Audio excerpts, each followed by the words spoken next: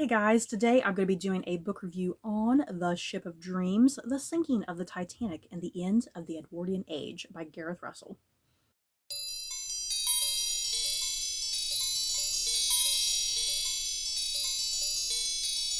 The Ship of Dreams, The Sinking of the Titanic and the End of the Edwardian Age by Gareth Russell examines the sinking of the Titanic through the lens of a world going through unprecedented change by looking at the social, technological, political, and economic forces that brought together the building and breaking of the Titanic and the passengers that sailed on her.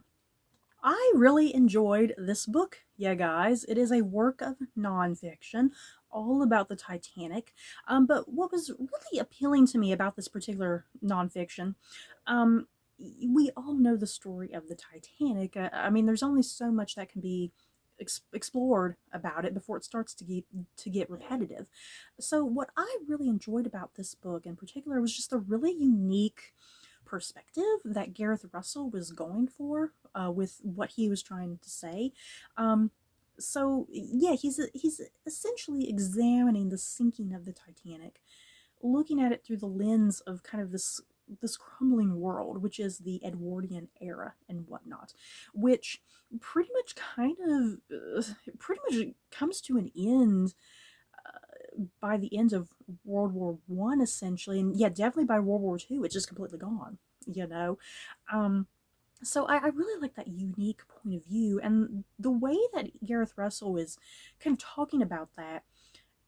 He's examining a group of passengers. He picks out about like six of the wealthiest passengers on the Titanic, and he's looking at the lives of those particular passengers, looking at their backstories before and after the Titanic, and examining how they even got their wealth to begin with. Um, and yeah, just looking at just in general their wealth and privilege and whatnot. Because I mean, it's very well known, the Titanic, the class divide, the class divide, and the majority of the first class passengers were able to be saved, and unfortunately, quite a bit of the third class didn't make it.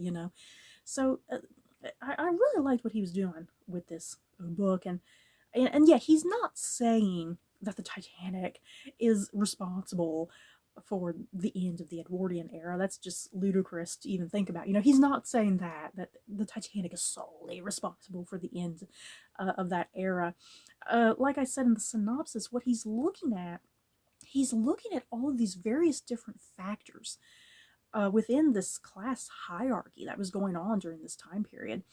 All these factors like economics and politics and technology and social change, just looking at all these various different things and how all that starts to kind of slowly shift and what people are starting to prioritize, and how the Titanic fits into all of that. The Titanic is a product of human greed to some extent, man kind of overreaching himself, man wanting to create the biggest, baddest ship, unsinkable. The Titanic was often referred to as being unsinkable, but what happens? It does sink.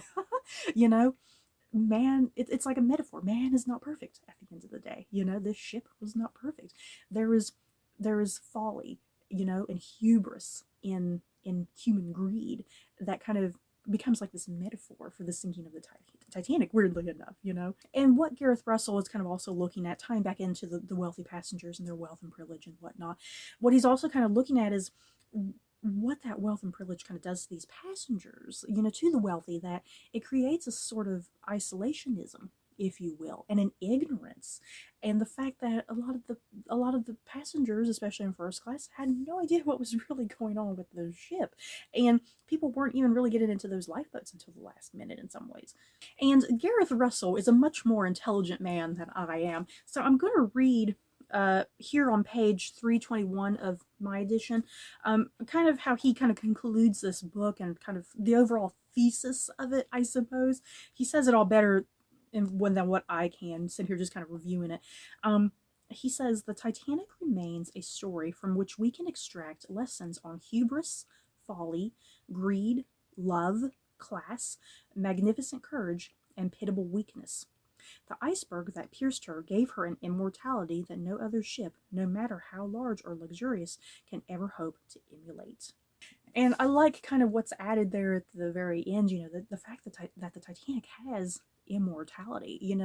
The ship was only alive, if you will, for a short period of time, but it's gained such popularity and immortality over the decades. And even though it lost a huge chunk of passengers, there was such an incredible loss of life. The thing is, there's been other shipwrecks and ship sinkings in the past that had way more death, a larger death toll and loss of passengers. But yet, for some reason, the Titanic remains, and there's still popularity and an immortality that comes with that as a result. But other shipwrecks have been forgotten over the years, even if they had, like I said, a greater death toll. So I really liked how he was kind of looking at that too. That was really interesting. And I think for the most part, this book is looking at just the nature of humanity, whether that's for good or ill. Like a big example, there's the historical figure of Bruce Ismay, who was part of like the White Star Company, where the Titanic came from. Bruce Ismay is notoriously known for getting on a lifeboat instead of staying behind, since it was women and children first, because men were not allowed to get on those boats, but yet he managed to get his way on there because, yeah, wealth and privilege once again. So it's like there's his story versus like the story of someone like Jack Thayer, who was a young man, and he stayed on the ship until the very end, and he managed to get onto one of those collapsible lifeboats. But yeah, the way history has kind of perceived those two various different men, Ismay being framed as the villain, and then Jack Thayer being a hero and being praised for his courage and bravery for sticking on the ship to the very end.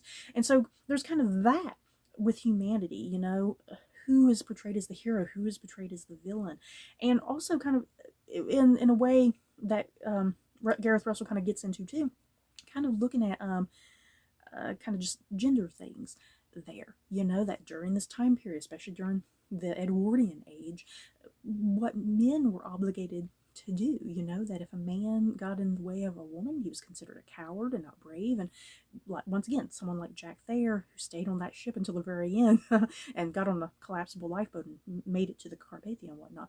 So yeah, even kind of Gareth Russell is kind of looking at that, kind of looking at the gender politics of the time. So overall, I really enjoyed this book.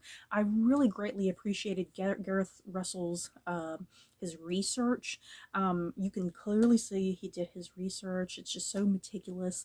Yeah, I mean, he brought up quite a number of things that I was like, I didn't know that. I had no idea about that. And yeah, he was going through some of the stuff that's like fact versus fiction.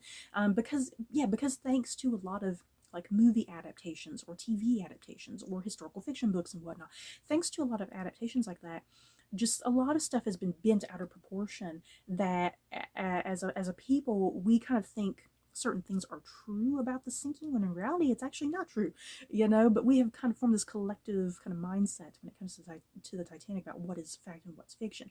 So yeah, Gareth Russell is very interestingly kind of going into some of that stuff, which I really appreciated. So once again, great research, Gareth Russell. I think my biggest issue of complaint with this book, because I understand that he had to go into the backstories of some of these passengers, but some of the backstories were kind of verging into being like tangents almost. Like, why do we really kind of need this?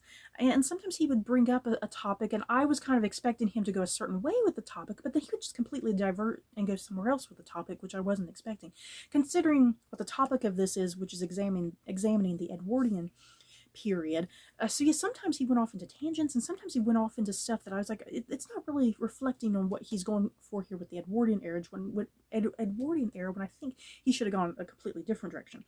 So I mean, there were some of the backstories that just felt kind of random, didn't really add much. I feel like this could have been shortened to just a little bit less than what it is, because it does kind of start to feel its length after a while. But yeah, that was a case of him doing too much research. It's almost like he did all this extra research and kind of just wanted to show all that research in this book. And sometimes you don't need all of that. So, guys, that is it for my thoughts and feelings on The Ship of Dreams by Gareth Russell. As I said, I really highly enjoyed this work of nonfiction about the Titanic. I definitely highly recommend it. If you love all things Titanic like I do, but you're looking for some kind of different, unique take on it, like I said, he's examining the sinking through this kind of mindset of the Edwardian age and um, the Edwardian age. Pre-Titanic versus post-Titanic and whatnot. It's all very fascinating, well done. I love the research. So have you guys read this book? Do you plan on reading it? Just let me know your thoughts down below. So that's it for this video. Don't forget to like, comment, and subscribe. And if you like this video, you may like these other videos. Bye, guys.